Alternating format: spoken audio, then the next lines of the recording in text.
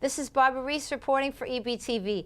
We're very fortunate to be here today in the studio with members of the Arcadian Trio and their narrator, Diane Goldsmith. Thank you for being here. My pleasure. And we also have Ivan Woods, the narrator. Thanks Welcome. for having us. And so we have an exciting event coming up in March.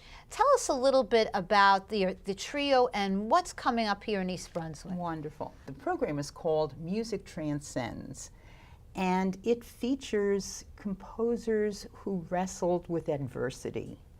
They may have encountered racial prejudice, religious prejudice, maybe they encountered, they were struggling against tyranny. Their music may reflect this, but it goes beyond the particular circumstances of their lives. It transcends in that it still stirs emotions in listeners who are generations past that music, and it touches their hearts and souls. Now, when you were explaining to me earlier is that there's a little special tie here, historical perspective as well, and you as a narrator tie in the music to specific time periods. My job as narrator is to provide information about the composers and also put them into some sort of historical perspective.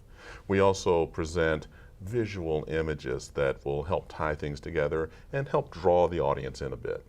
So, for example, you have a composer whose premiere song is going to be presented in this presentation. Yes, we're happy that the trio commissioned Kyle Smith, who's a very well-regarded composer from Philadelphia, to write a piece for the trio, and it's about African-American themes. It's based on spirituals. Now, spirituals were songs that were made up by enslaved Africans brought to this country, and the masters didn't want them to talk to one another because the masters were afraid they might try to conspire to escape. So they made up songs, and these songs were coded. They gave information on how to escape. And we're also going to present a really extraordinary piece that features klezmer themes. Now, this was written by Russian composer Dmitri Shostakovich in 1944. This was a time, of course, during the Second World War when the Russians were finally beating back the Nazis in their stranglehold of certain cities in Russia. And as they beat them back through Poland, they encountered the death camps. And Shostakovich was not Jewish, but he was blown away with this information. He was devastated. And he took those emotions and he wrote this piece. And it is a parody of the kind of klezmer themes that you would hear, the joyous themes you might hear at a Jewish wedding. And I guarantee that anybody who hears this piece will be touched by it.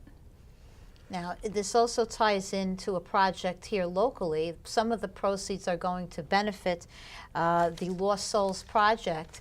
Could you tell us a little bit more about that tie-in? Sure.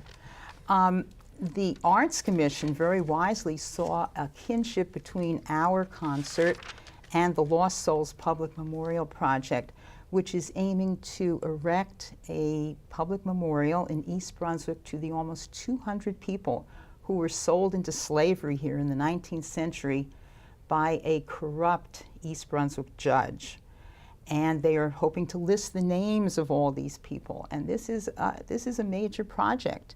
And it is a major change in our understanding about East Brunswick. You know, it's a bit of a shameful episode, but it's something that we all need to take in and reconcile with and understand. So it's a collaboration.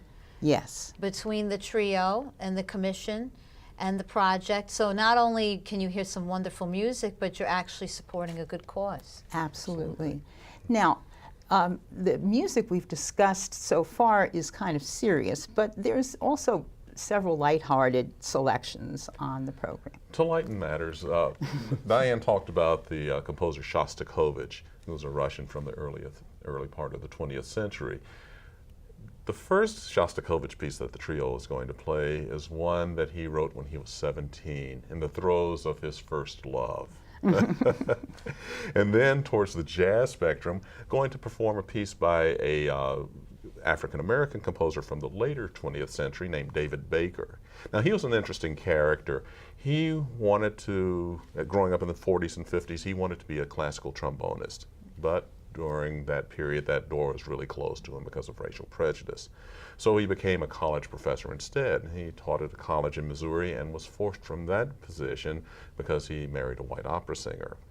Fortunately for music, he wound up at Indiana University, a well-regarded music school, and started their jazz studies program, and went from there to become a composer and later a jazz cellist.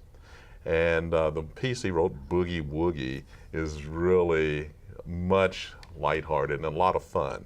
He also wrote a piece for cell phone and orchestra. We're not doing that this time, but maybe next time. Well, so there's a wide range of music, a little something for everybody. Absolutely. We span the styles between classical to jazz and, of course, the spirituals in there too. So for those who are interested in attending, where is it going to be held and when is that going to happen? Okay. Sunday, March 10th at 2 o'clock. The composer of the new work, Kyle Smith, will be in attendance, and he will also be there for the reception.